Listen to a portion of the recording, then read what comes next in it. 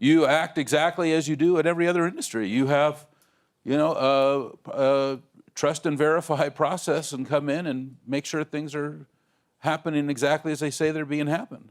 And I think that we have lots of good examples from other industries on how to make that happen.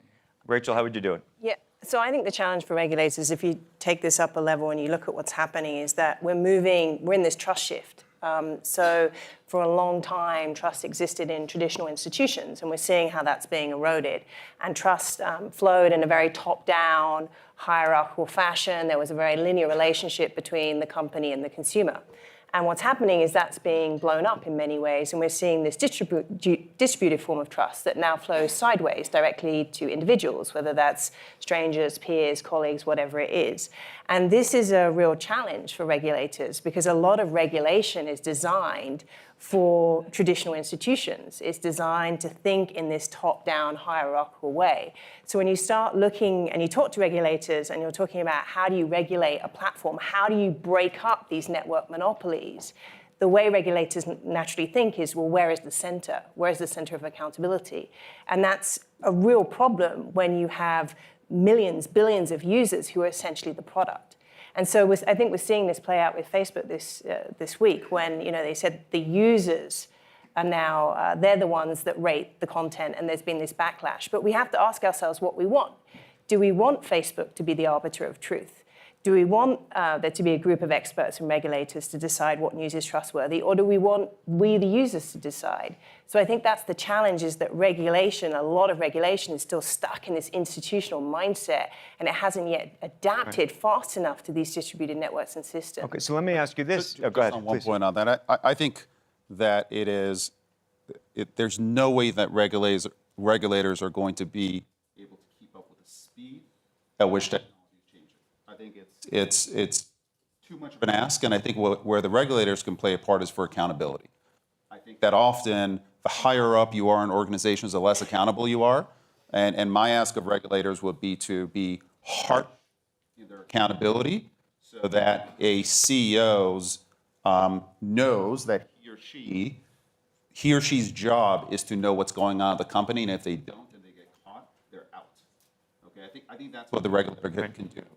I do think that, trying to talk here, the press is playing a very big part and a good part in bringing much of this out. I think that there's more information now about what is going on with these companies deep down. I'm a little mixed because at Uber there have been a ton of leaks, et cetera, about what's happened to Uber, and that's not necessarily a great way to run a company.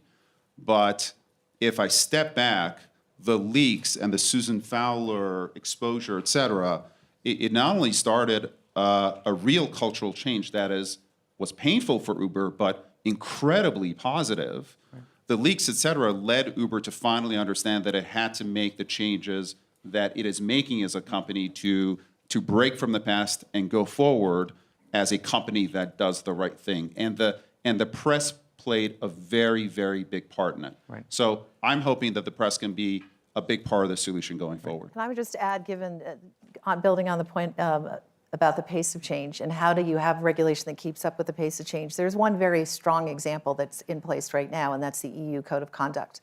And setting a standard, making it clear what's expected, I very much agree, is what should be the rallying point, and we need individually and collectively to be investing to ensure that we're creating that kind of experience. Right. Do you know, I think one thing that's interesting, and I think is quite disappointing, is that a lot of regulation seems to be calling for transparency. And you hear this a lot, right? You hear the way to build more trust is to be more transparent. But trust and transparency, they're not synonymous with one another. You've actually given up on trust if you need for things to be transparent. So I don't understand why that's the call, that we want these organizations to be transparent. What we need to believe is that they're trustworthy, that we trust their intentions. And to Mark's point, this isn't a brand attribute. It's not something that's managed by a communication team. It's embedded into the DNA of the entire organization. So every decision that's made, every design decision that's made, that we can trust those intentions. So I think the call should not be for more transparency. It's that we understand the intentions of these companies, and we believe that the intentions of these companies are aligned with ours as individuals and ours as a society. Can I ask you a separate question? Given the rise of cryptocurrency, and I know everybody, even last night, was talking about Bitcoin, that to me, in a way, is a direct correlation with the lack of trust that people have in large organizations, and yet a tremendous trust in technology. Anybody? Well, that's what's so interesting is when you have an erosion of trust in traditional institutions, so in this sense, the banks or the financial institution, you create a trust vacuum. And interesting things rise up in a vacuum, interesting alternatives rise up in a vacuum. So we see that in the world of financial services with cryptocurrencies and the blockchain. And what's so interesting about the blockchain is that, people often say, oh, there's no trust. Well, yeah, you have to trust the idea and you have to trust the technology, you just don't have to trust the other user. And so I think that's, a lot of chaos and confusion in the world and a lot of pain can actually be explained by this trust vacuum. We also see it in politics. And so I think one of the questions for technology is it enabling us to place our trust in the right people in the right places, or is it encouraging us to give our trust away too easily? The Trust Edelman Barometer, though, this year